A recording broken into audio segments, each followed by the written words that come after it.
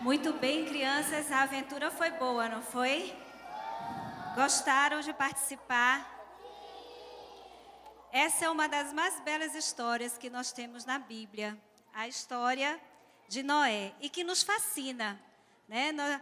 Daqui a gente pode perceber que não só as crianças estavam encantadas, mas todos vocês adultos também, encantados com o que viram aqui, uma amostra, na verdade, do que aconteceu realmente naqueles dias.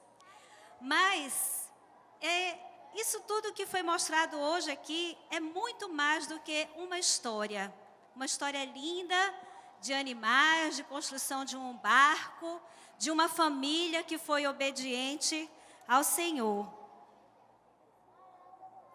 E que ela fala de misericórdia também.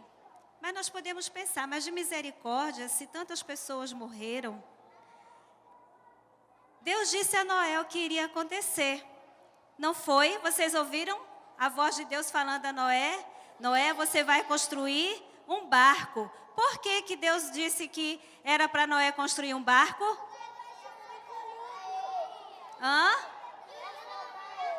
Ia chover, todo mundo ia morrer, mas por quê? Porque as pessoas eram más, todo mundo era mau, menos Noé. Noé era um homem que obedecia a Deus, era um homem íntegro, um homem justo. Não quer dizer que Noé era perfeito, ele tinha as suas imperfeições também, mas ele era um homem que buscava procurar a Deus. As crianças gostam muito dessa história, mas é muito interessante nós observarmos que, além do fato deles se encantarem com tudo o que aconteceu aqui, eles também começam a pensar nesses acontecimentos. Por exemplo, uma das mães compartilhou no grupo de mães uma coisa muito linda. O filho dela, refletindo sobre esses acontecimentos, chegou para ela e falou assim: mamãe, Noé andava com Deus. Como é que a gente faz para andar com Deus? Olha que coisa linda, quer dizer, ele não só cantou, ele refletiu sobre o que ele estava cantando. Mas uma coisa mais linda ainda foi quando ele ouviu a música Todo Mundo Era Mau. A mãe relata que ele ficou com os olhos cheios de lágrimas e disse: mamãe, coitado de Deus. As pessoas mais entristeceram muito ele. Eu estou com saudade de Deus. Não quero que ele fique triste. E nós? Como é que nós temos nos comportado, refletido sobre essas coisas? Aquilo que nós temos feito para entristecer a Deus. Olha o que essa criança falou: eu estou com saudade de Deus. Eu não quero que ele fique triste. Hoje nós estamos vivendo no meio de uma geração também corrupta, à semelhança da época de Noé. Basta nós olharmos os noticiários.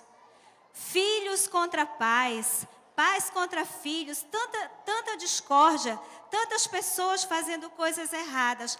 A época que nós estamos vivendo não é tão diferente da época de Noé. Mas os avisos estão aí. Mas nós estamos atentando para esses avisos. Noé passou 120 anos construindo a arca e pregando e falando. E o que as pessoas fizeram? Zombaram. Não deram importância àquela palavra. E quando o dilúvio chegou, a arca estava fechada. A oportunidade foi dada àquelas pessoas, mas elas não atentaram para aquela palavra. Se fizeram de surdos porque elas estavam muito preocupadas em procurar o que comer, o que beber, em casar e dar-se em casamento. E hoje, será que nós estamos vivendo diferente daquela época de Noé?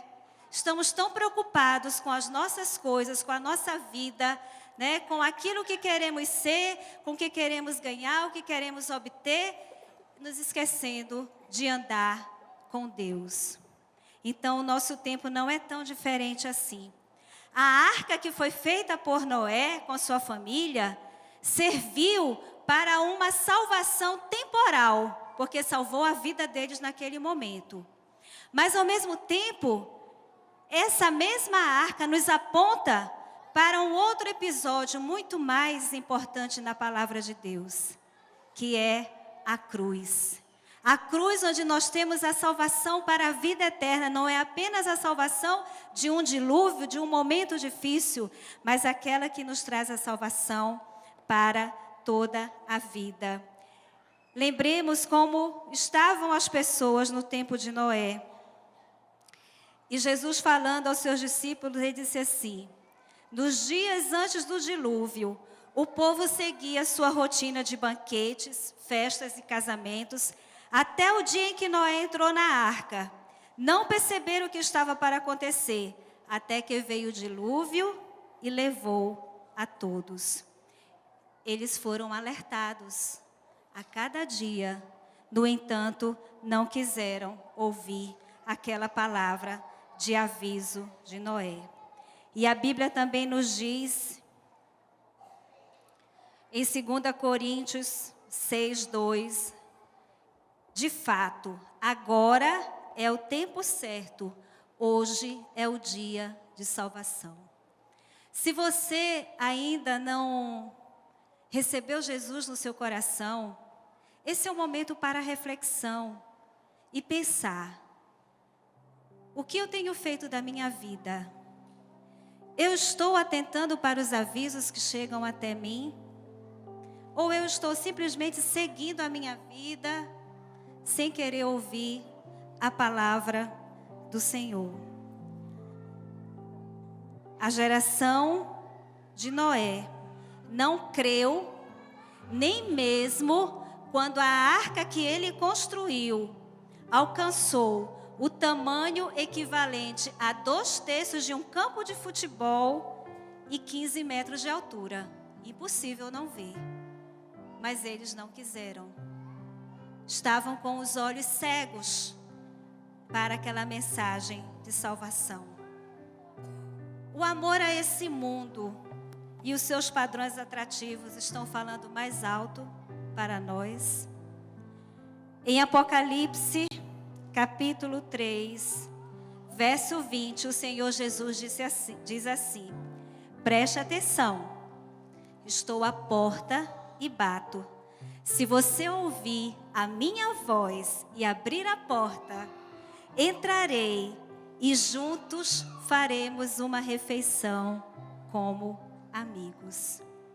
Hoje é esse dia. Hoje é o dia aceitável do Senhor, o dia de salvação. Se você ainda não tem essa certeza, esse é o momento para você abrir e convidar Jesus para morar, fazer morada em sua vida. E assim, você também poder participar aqui com as crianças cantando essa bela música. Vamos comemorar, vamos celebrar a misericórdia do nosso Deus. Vamos nos alegrar na aliança que conosco Ele fez. Mas nós só podemos cantar isso se nós tivermos essa certeza. E nesse momento, eu quero convidar toda a igreja a ficar em oração. Crianças, cabecinha baixa, olhos fechados. Você que está aqui nessa noite e ainda não tem a certeza da sua salvação, hoje é o dia propício. Que o Senhor possa estar falando ao seu coração. Você pode fazer um gesto aí onde você estiver, para que nós possamos orar com você, dizendo que hoje também você quer fazer parte dessa bela história de salvação. Ter a Jesus como seu amigo, o seu Salvador. Alguém quer nesse momento entregar a sua vida a Jesus, se você ainda não tem essa certeza? Se você quiser também, ao final do culto, você pode procurar um dos pastores da igreja e conversar. mas não deixe passar. A geração de Noé teve 120 anos ouvindo aquilo.